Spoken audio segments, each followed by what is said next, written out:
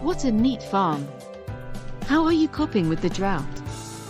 Actually, not as I would like. A drought always affects negatively water availability and crop yields. I noticed you grow maize, isn't it?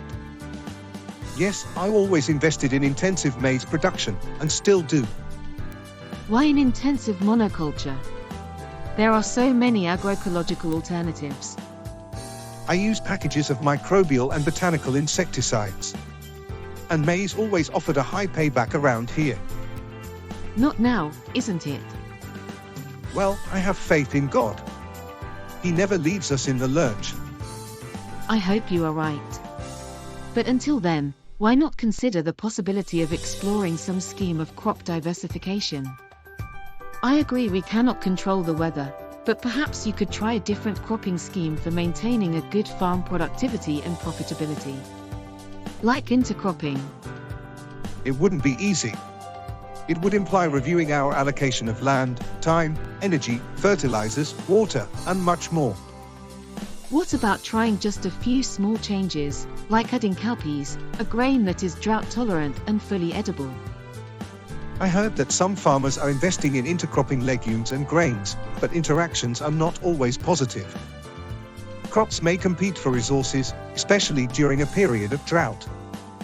What if you add a drought-tolerant crop, like sweet potatoes? They have root systems that can access moisture deeper in the soil, making them relatively resilient during drought periods. And you could also add a cover crop to retain soil moisture.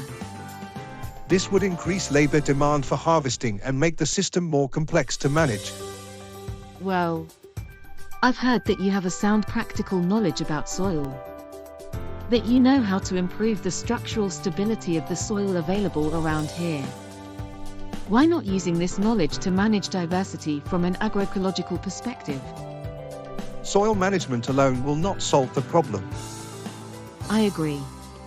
But if I tell you that I've been investigating agroecological cropping systems well adapted to the region, couldn't we try a compromise? Perhaps we could find a common topic around which to expose some of your concerns about diversification and some of mine about monoculture.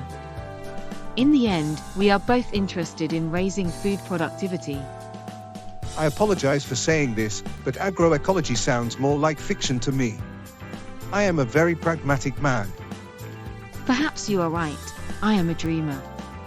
But I believe in our capacity to co-create agroecological sustainable solutions that work.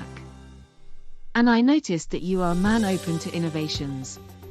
The main door to your house has a smart lock, and you have invested on solar and wind renewable energies. Sorry, I don't see any parallel between these and the monoculture scheme I adopt. Actually, I do have access to a farming robot that optimizes monocultural farming systems.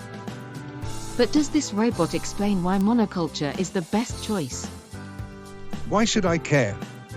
She is an expert. And we are facing an extended period of drought. Right now, all we need is good weather. Okay, I respect your position. But remember, if by any chance you decide it is worth exploring agroecological alternatives, let me know. I will enjoy to have learning conversations with you. Thank you very much. Learning conversations. That's all I needed.